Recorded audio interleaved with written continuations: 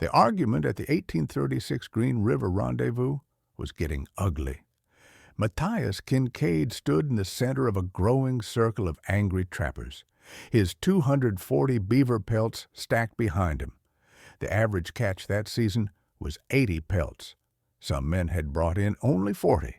And here was Kinkade, working the same streams they all trapped, using the same steel traps they all used, somehow pulling 3 times what anyone else managed.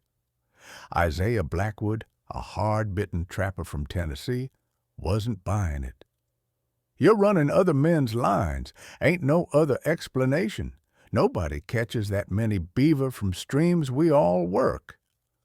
Other trappers murmured agreement. The math didn't work. The beaver populations were crashing. Every trapper knew it.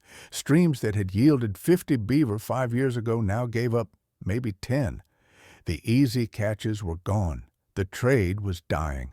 So how was Matthias Kinkade, a man most of them considered average at best, suddenly the most successful trapper at rendezvous?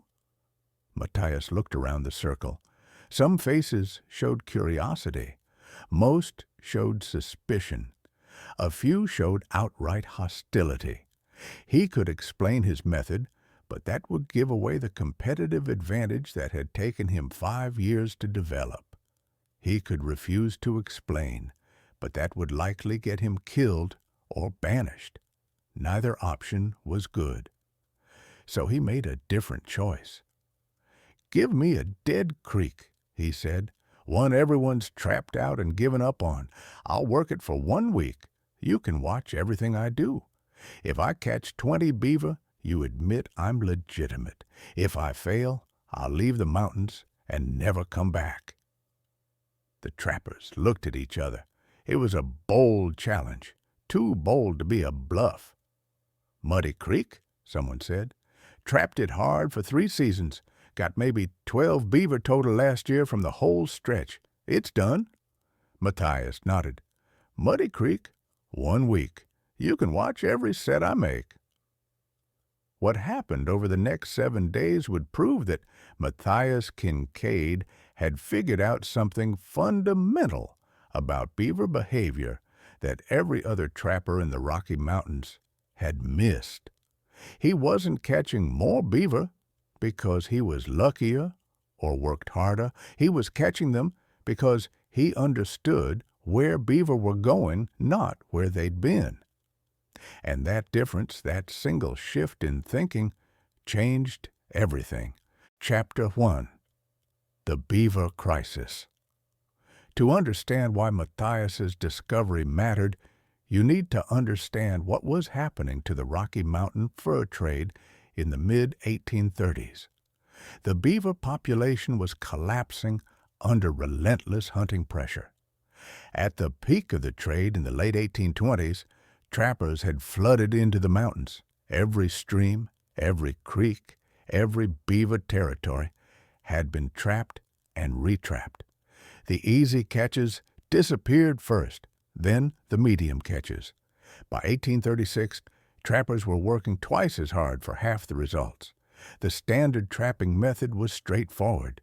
You looked for signs of beaver activity: dams, lodges, trails worn into the bank, trees freshly gnawed.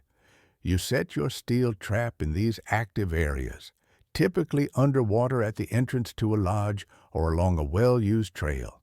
You anchored the trap with a chain and drowning rod. You applied castoreum, the scent from beaver musk glands, as an attractant. You checked the trap daily, reset it if necessary, and moved to a new location when catches stopped. Every trapper knew this method. It had worked for decades. But it was failing now, and failing hard. The problem was that beaver are intelligent animals. They learn. A beaver colony that had lost members to traps became cautious. They started avoiding the obvious trails where trappers set up. They identified trap locations by the slight human scent that lingered no matter how carefully a trapper worked. They changed their behavior patterns, becoming nocturnal or altering their routes to avoid danger zones. Trappers responded by becoming more aggressive. They set more traps, used more castoreum, checked more frequently. But this only made the problem worse. More trapping pressure meant more cautious beaver, which meant lower catch rates, which meant trappers had to work even harder, creating a vicious cycle that was depleting beaver populations to the point where entire watersheds were becoming commercially unviable. The economic impact was severe. Trappers who had made good money in the early 1830s were now struggling to break even. The outfitting costs for a season, the traps, the supplies, the time invested often exceeded the value of the pelts they brought back. Some men were going into debt, others were giving up entirely. The fur companies were worried. Their business model depended on a steady supply of beaver pelts. If the trappers couldn't catch beaver, the companies had nothing to sell. Prices were already dropping as supply decreased and fashion trends shifted toward silk hats instead of beaver felt. The entire trade was approaching collapse. In this context, a trapper who could consistently catch beaver when others couldn't had found something valuable, not just for himself, but potentially for the survival of the entire trade. Matthias Kinkade had found exactly that. Chapter 2. The Disappointing Nephew. Matthias Kinkade carried a burden most trappers didn't have. He was Daniel Boone's nephew. His mother was Boone's younger sister, and the family connection meant everyone expected Matthias to be a natural frontiersman. Daniel Boone had been legendary, one of the most famous explorers and hunters in American history. Surely his nephew would have inherited some of that skill. He hadn't. Matthias arrived in the Rocky Mountains in 1829 at age 21, eager to make his fortune in the fur trade. His first season was a disaster. He caught 35 beaver, well below the average of 60 to 80. He made basic mistakes, set traps in poor locations, spooked beaver with careless movement, lost catches to predators because he didn't secure his drowning rods properly. Other trappers started calling him Boone's disappointing nephew, a nickname that stung more than any insult could. He almost quit. The work was brutal, the conditions harsh, and he clearly lacked the natural talent everyone had expected. But Matthias had inherited one thing from his famous uncle: stubbornness. He refused to go home a failure. His second season, 1830, wasn't much better. 45 pelts. Still below average, but something was starting to change in how Matthias approached trapping. He was beginning to realize that chasing after beaver the way everyone else did wasn't working for him. He wasn't naturally skilled at the standard methods, so maybe he needed to find a different method. The turning point came in the fall of 1831. Matthias was working a creek in the Wind River Range, setting traps at obvious beaver trails like everyone else taught. He'd been checking the same trap site for 3 days with no catches. On the 4th day, he arrived early before dawn and decided to just sit and watch, instead of immediately checking his trap. Just after sunrise, a beaver emerged from the lodge about 30 yards upstream from his trap. It was a large adult, probably male. The beaver swam downstream slowly, clearly in no hurry. It approached within 10 feet of Matthias's trap location, then it stopped. It hung in the water for maybe 30 seconds, testing the air. Then it turned around and went back upstream, using a completely different route that took it away from the trap. Matthias sat there thinking about what he'd just seen. That beaver had known something was wrong. Not proven wrong, not obviously dangerous wrong, just wrong enough to avoid. The trap was underwater, the castoreum lure should have been attractive.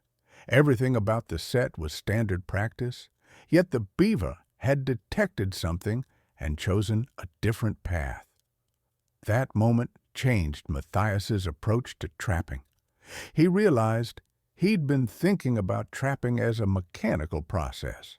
Put trap in water, beaver steps in trap, beaver caught. But beaver weren't mechanical. They were intelligent, cautious, and capable of learning. They could detect traps even when those traps seemed perfectly set, which meant standard trapping methods had a fundamental flaw. They assumed beaver would keep doing what they'd always done. But beaver adapted.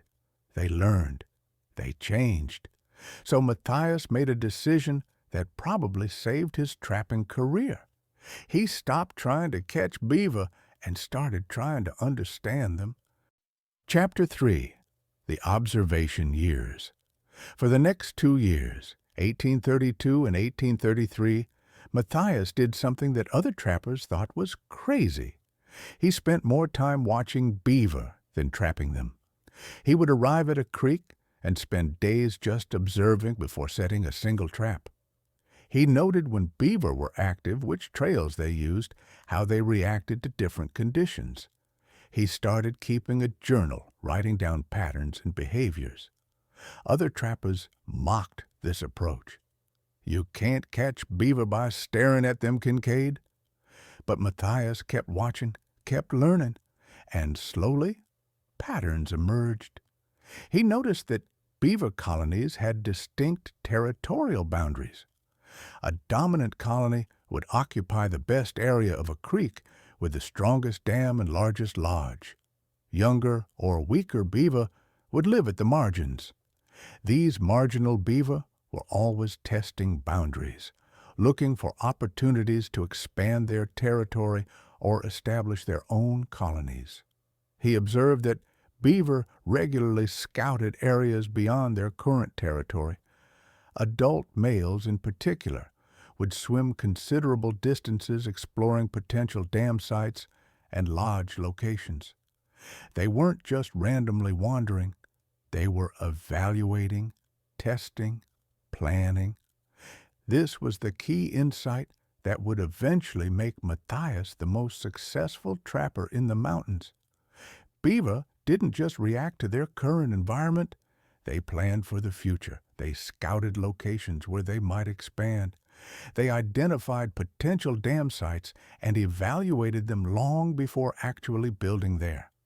And most importantly, for trapping purposes, these scouting expeditions followed predictable patterns based on beaver engineering logic. A beaver looking to expand territory would look for specific features. A narrow section of creek that would make a good dam location. Water depth of 2 to 4 feet, ideal for lodge construction. Nearby food sources, preferably aspen or willow, within 100 yards. Deep water nearby for escape routes if predators appeared. Matthias started mapping these potential expansion sites. He would look at a creek and identify the places where, if he were a beaver, he would want to build next. Then he would watch to see if actual beaver visited those spots. They did, not daily, but regularly. Every few days, a scout beaver would swim through, check the location, and move on. Most trappers never saw this behavior because they were focused on current beaver activity. They set traps where beaver were actively working, at existing dams, near current lodges, on well-worn trails. These were the obvious places, the places every trapper targeted, which meant these were also the places where beaver had learned to be most cautious. Matthias realized that if he could identify where beaver were planning to go, rather than where they currently were, he could set traps in locations the beaver hadn't yet learned to associate with danger. Locations that looked natural and unthreatened. Locations where Scouting beaver would be curious and exploratory rather than defensive and cautious. By the fall of 1833, Matthias had developed a theory. He called it future path trapping, though he never used that term with other trappers. The idea was simple but revolutionary. Don't trap current activity, trap future expansion. Chapter 4. The method takes shape. The winter of 1833 to 1834 was when Matthias worked out the specific techniques that would make his method so effective. He couldn't test them in winter. Most trapping stopped when the creeks froze. But he could plan. He could think through the logic. He could map the creeks he'd observed and mark the future expansion sites he'd identified. He also sought out knowledge from other sources. He spent time with a Shoshone elder named Tall Grass, who was known as an exceptional beaver hunter. Most white trappers dismissed Native American trapping methods as primitive. Matthias listened carefully instead. Tall Grass taught him about what he called empty space trapping. The concept was that animals, especially intelligent ones like beaver, became wary of places where predators had been successful. So instead of hunting where animals were, you hunted where they would be once they forgot about the danger. You trapped the empty spaces, the future territories, the expansion zones. This aligned perfectly with Matthias's own observations. He was on to something real, something that transcended cultural approaches to trapping. This wasn't just a trick or a gimmick. This was understanding animal behavior at a deeper level. By spring 1834, Matthias was ready to test his method properly. He chose a creek called Little Sandy, a tributary that fed into the Green River. Other trappers worked Little Sandy regularly. It wasn't trapped out, but it wasn't producing great numbers either. The average trapper might take 15 to 20 beaver from Little Sandy in a season. Matthias spent the first 4 days of the season just observing and mapping. He identified the active beaver colonies, 3 main lodges spread over about 5 miles of creek. Then he identified the expansion zones, 7 locations where, based on his criteria, a beaver colony would logically want to expand. These expansion zones were typically 50 to 100 yards away from current beaver activity, far enough that other trappers ignored them because they showed no obvious beaver sign, close enough that scouting beaver could reach them easily during their reconnaissance patrols. Matthias set his traps at these future sites, not at the current lodges and dams. He used minimal castoreum, just a slight scent that suggested another beaver had been investigating the site. He was very careful about human scent, washing his traps in creek water and handling them with gloves he'd soaked in local mud. The sets looked wrong to anyone who saw them. Empty areas, no obvious beaver trails, no fresh gnawing on nearby trees. Other trappers who noticed his trap placements shook their heads. "Kinkade's still learning," they'd say, "setting traps in dead water." But Matthias knew what he was doing. He was setting traps in water that wasn't dead, just undiscovered. By beaver standards, these were prime real estate waiting to be developed, and scouting beaver would find them. The first week, he caught 7 beaver. All of them were adult males, large and healthy. All of them were caught at his future expansion sites. The other trappers working Little Sandy that week caught a combined total of 3 beaver. Matthias checked his traps only every 3 to 4 days, not daily, like most trappers. This reduced human scent at the trap sites and matched the natural frequency of beaver scouting patrols. When a scout visited one of Matthias's sites, it looked natural, smelled natural, and felt safe to investigate. The beaver would trigger the trap while exploring what looked like a potential new territory. By the end of the season, Matthias had taken 180 pelts from Little Sandy Creek. The other trappers working that same creek, maybe 6 or 7 men, had collectively taken about 220. He alone had nearly matched all of them combined, and he'd done it with fewer trap sets, less frequent checking, and working areas they'd all ignored. His success didn't go unnoticed, but nobody could figure out how he was doing it. His trap placements looked random. His technique seemed lazy, checking traps every few days instead of daily, yet his catches were undeniable. The pelts were right there, properly processed and ready to sell. Chapter 5. The Challenge. Which brings us back to that confrontation at the 1836 rendezvous. After 2 more seasons of exceptional catches, Matthias had gone from disappointing nephew to suspiciously successful trapper. His 240 pelts that year were extraordinary, in a time when beaver populations were crashing and most trappers were struggling. Isaiah Blackwood's accusation of theft was serious. In the mountain man community, stealing from another trapper's line was one of the worst offenses possible. It could get you killed, no questions asked. Matthias needed to prove his legitimacy, but doing so meant potentially revealing the method that gave him his competitive advantage. The challenge he proposed was risky, but necessary. Muddy Creek was indeed trapped out. Every trapper at the rendezvous knew it. It had been heavily worked from 1833 through 1835. The previous season, multiple trappers had tried it and collectively caught only about a dozen beaver. It was considered dead water now, not worth the effort. Matthias's offer to catch 20 beaver there in 1 week seemed impossible.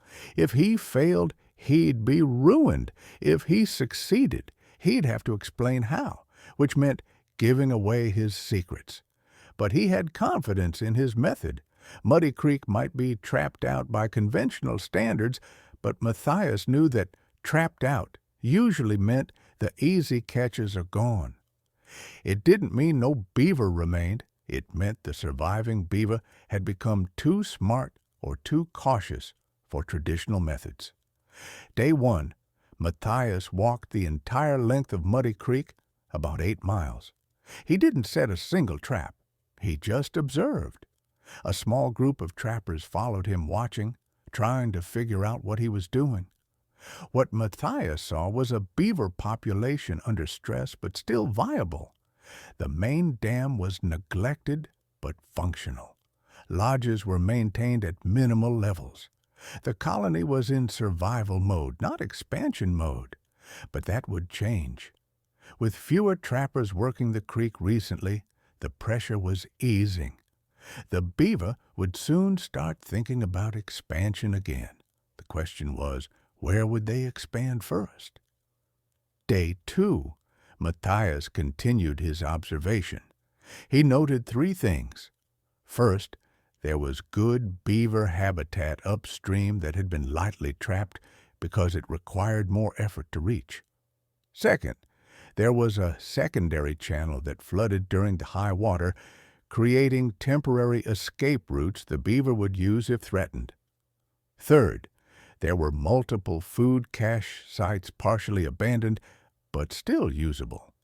These observations told him where the beaver would go as they transitioned from survival mode to recovery mode, upstream for safe expansion, secondary channels for security, old cache sites to reestablish food supplies.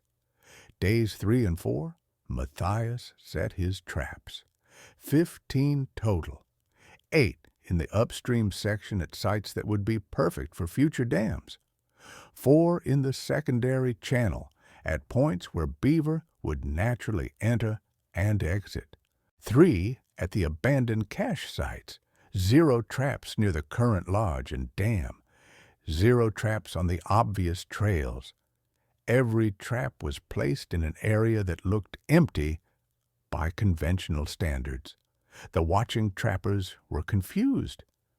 "He's setting in all the wrong places," they muttered, but they kept watching. Day 5 brought heavy rain. The creek rose 2 feet. This activated the secondary channels. Beaver, nervous about the high water, used these channels to move around safely. 3 of Matthias's traps, the ones positioned in those channels, caught beaver. All adult females checking escape routes. The trappers watching were stunned. Luck? Maybe.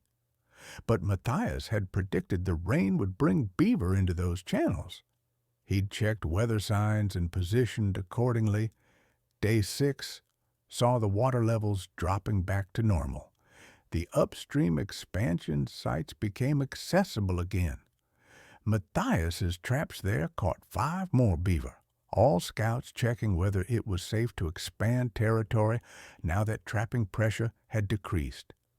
Day 7, the final count came in. 22 beaver from a creek everyone had declared dead, caught in locations everyone had ignored, using a method that looked wrong to every conventional trapper watching. Isaiah Blackwood stood there looking at the pelts, then at Matthias, then back at the pelts. Finally he said, "How?" Matthias looked around at the gathered trappers. Some were angry they'd been shown up. Some were genuinely curious. A few looked like they were starting to understand. "I don't trap where beaver are," Matthias said. "I trap where they're going to be." Chapter 6. Teaching and Spreading. After Matthias proved his method on Muddy Creek, 5 trappers approached him privately asking to learn. He agreed, but with conditions. They had to be willing to observe before trapping. They had to be patient. And they couldn't teach the method to others without his permission. He wanted to maintain some competitive advantage. What Matthias taught them over the following weeks could be broken down into 4 main principles. First, reading beaver logic. Beaver are engineers. They think about water flow, dam stability, lodge placement, and food access. A trapper needed to think like a beaver engineer. Where would a dam work best? Where would a lodge be safest? Where would food be most accessible? These questions identified future expansion sites. Second, the observation period. Before setting any traps, spend 2 to 3 days just watching. Note scout behavior, timing patterns, and how beaver react to weather and water conditions. Map the territory as it currently exists, then map where it could expand. Third, hidden set psychology. Don't trap recently worked areas where beaver are cautious. Set traps where beaver will be naturally curious because they're exploring new territory. Use minimal scent lure. Let beaver discover the site naturally rather than being artificially attracted to obvious bait. Make trap sets look like natural beaver investigation points, not human intrusions. Fourth, patience and timing. Check traps every 3 to 4 days, not daily. This reduces human scent contamination and matches natural beaver scouting frequency. Rotate trap locations as beaver behavior patterns shift. Don't overharvest expansion zones. Sustainable trapping means leaving enough beaver to maintain viable colonies. Of the 5 students, 2 mastered the method. Their catches doubled within a season. 2 struggled because they couldn't break old habits. They kept wanting to set traps at obvious current activity sites. 1 gave up entirely, deciding the method was too much work. The successful students began teaching others, and by 1838, maybe 20 to 30 trappers in the Rockies were using variations of Matthias's future path technique. It never became mainstream. Most trappers were too set in traditional methods, or too impatient for the observation period the method required, or too skeptical that something so counterintuitive could actually work. But those who did adopt it consistently caught more beaver than those who didn't. In a dying trade where catches were declining every year, Matthias's method represented one of the few innovations that actually improved productivity. Chapter 7. Why it worked. Modern wildlife biologists would eventually confirm what Matthias had figured out through observation. Beaver behavior follows predictable patterns based on territorial expansion and resource management. Beaver colonies don't just exist in static territories. They're constantly evaluating expansion opportunities. Dominant beaver send scouts to assess potential sites. These scouts visit promising locations regularly, testing suitability for dams and lodges. This reconnaissance behavior happens continuously, though the frequency increases in spring and early fall when colonies are most likely to expand. Scout beaver are less cautious than working beaver. A beaver maintaining an established dam or lodge has learned where dangers exist. A scout exploring new territory hasn't yet learned what to fear in that area. This makes scouts more vulnerable to traps set in locations that haven't previously been hunted. Heavy trapping pressure creates what biologists call trap-shy populations. Beaver that survive initial trapping become extremely cautious around areas that smell or feel like previous trap sites. They modify their behavior, avoiding obvious trails and timing their movements to minimize exposure. Traditional trapping methods trigger this defensive behavior. Matthias's future path method worked because it intercepted expansion behavior before defensive behaviors had been learned. By trapping at sites beaver were evaluating for future use rather than sites they were currently using, he caught animals in exploratory mode rather than defensive mode. The beaver hadn't yet learned to associate those locations with danger because those locations hadn't previously been hunted. The method was also more sustainable ecologically. Traditional trapping focused on core colony areas, depleting breeding populations. Matthias's method harvested scout animals, typically non-breeding adults, while leaving core colonies intact. This allowed colonies to remain viable year over year, which meant the same territory could be productively trapped season after season instead of being depleted in 1 or 2 years. The mathematics worked in Matthias's favor. Traditional trapping might yield high initial catches, but showed rapid decline as beaver either died out or became trap-shy. His method showed lower initial catches, but sustained yield over time. Across a full season, and especially across multiple seasons in the same territory, the future path method caught 50 to 100% more beaver.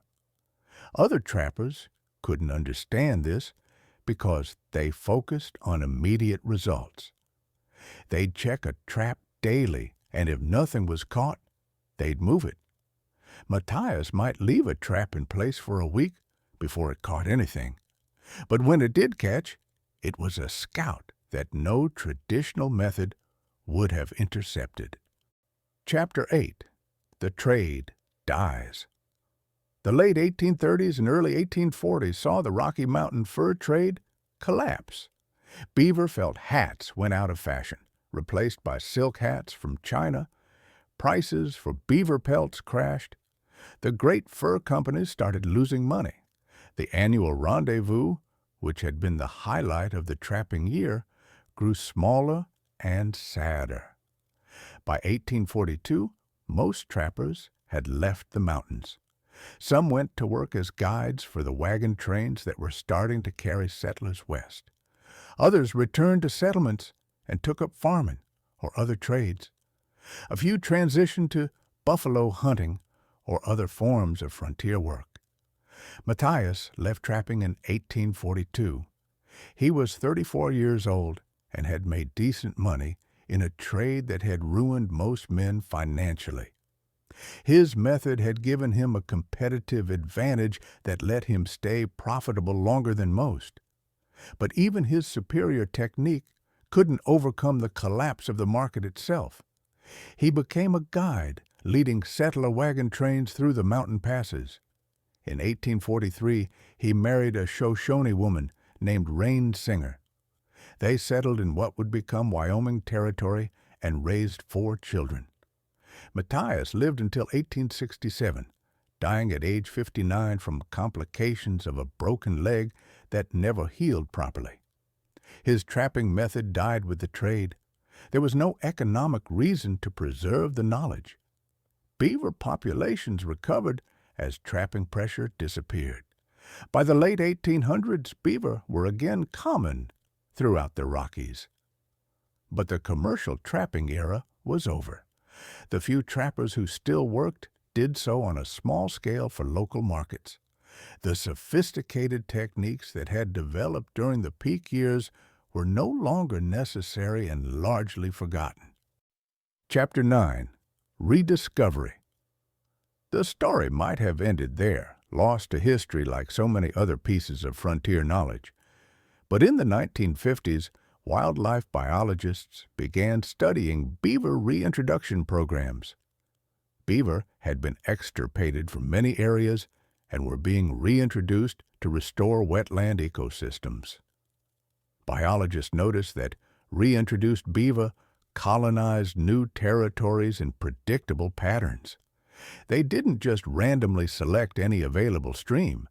They scouted multiple sites, evaluated them based on specific engineering criteria, then selected the best locations for dams and lodges. This expansion behavior followed logical patterns based on water depth, bank stability, food access, and safety factors. The biologists were essentially rediscovering what Matthias Kinkade had learned through observation 120 years earlier. Beaver are planners. They think ahead, and their behavior can be predicted by understanding their engineering logic. In the 1980s, archaeological researchers studying mountain man-trap sites found an interesting pattern.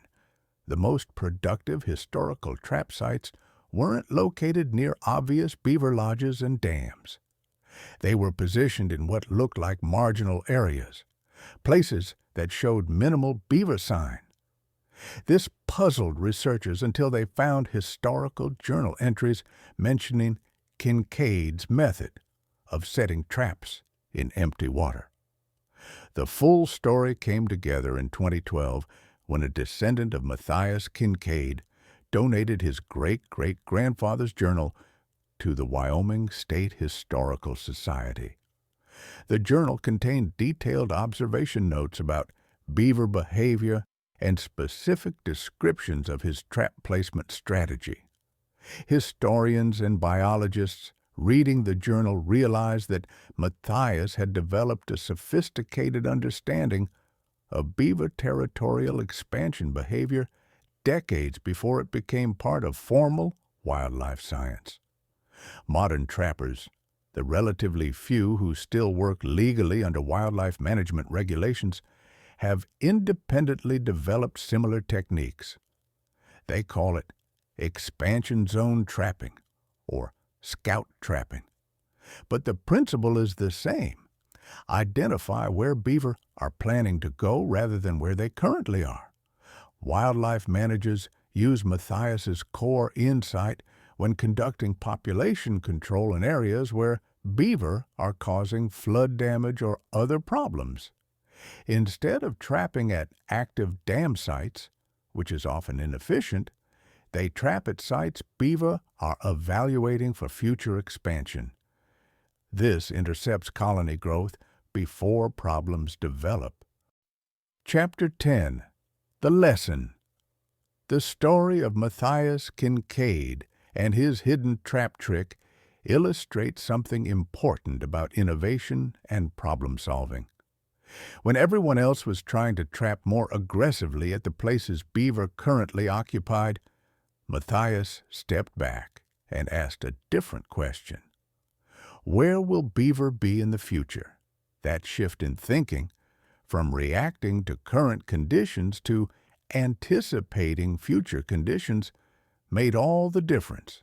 It required patience, observation, and the willingness to look foolish while setting traps in places everyone else considered empty water.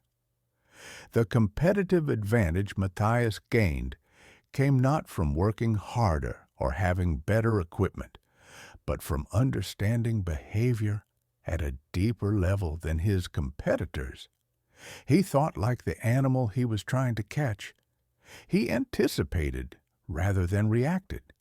He positioned himself ahead of the game rather than chasing what had already happened. This principle extends far beyond beaver trapping. In business, in military strategy, in any competitive field, the advantage goes to those who can predict where the action will be, not just respond to where it currently is. Market analysts call it skating to where the puck is going. Military strategists call it anticipating enemy movements. Investors call it identifying emerging trends. Matthias Kinkade called it trapping the future path. The personal cost of innovation also shows in this story. Matthias was accused of cheating, threatened, and forced to prove himself repeatedly. Success that nobody understands looks like luck or fraud. Only after demonstrating his method publicly did he gain acceptance. And even then, most trappers never adopted his technique because it was too different from what they'd always done. The forgotten nature of his innovation reminds us that knowledge not passed forward dies. Matthias taught a few people who taught a few more. But when the trade collapsed, there was no institution to preserve the technique. It survived only in scattered journal entries and the collective unconscious of beaver behavioral understanding. Modern biologists and trappers had to rediscover principles that Matthias had mastered in the 1830s. At that 1836 rendezvous, after Matthias proved his method on Muddy Creek, a young trapper named William Sublette approached him privately. Sublette was struggling, barely catching enough beaver to cover his costs. He asked Matthias the question everyone was thinking, why didn't anyone else figure this out? Matthias thought about the answer for a moment, then said, they were too busy trapping to watch. You can't understand beaver if you're always chasing beaver. Sometimes the smartest thing a trapper can do is stop trapping for a few days and just observe. Watch where the beaver go. Think about why they go there.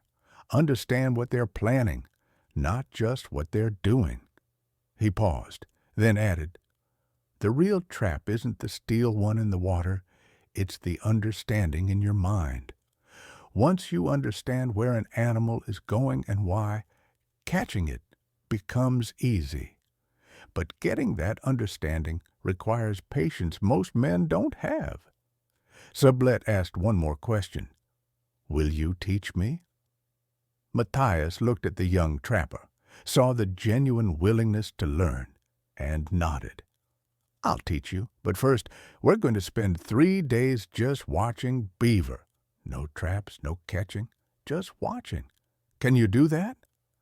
Sublette could. He became one of the most successful students of Matthias's method, and years later he'd teach it to others. The knowledge spread quietly through the mountain man community, never famous, never widespread, but effective for those willing to learn it. The hidden trap trick wasn't hidden in location. The traps were in plain sight for anyone to see. What was hidden was the thinking behind them, the understanding that beaver scout future territories, the insight that expansion zones are more productive than current activity zones, the patience to observe rather than act, to anticipate rather than react.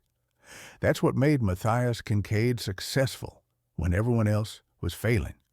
Not better equipment, not harder work, not even natural talent. Just a willingness to stop doing what everyone else did, to ask different questions, and to think like the animal he was trying to catch. 240 beaver pelts in 1836, triple the average, from the same streams everyone else trapped, using traps everyone else could buy.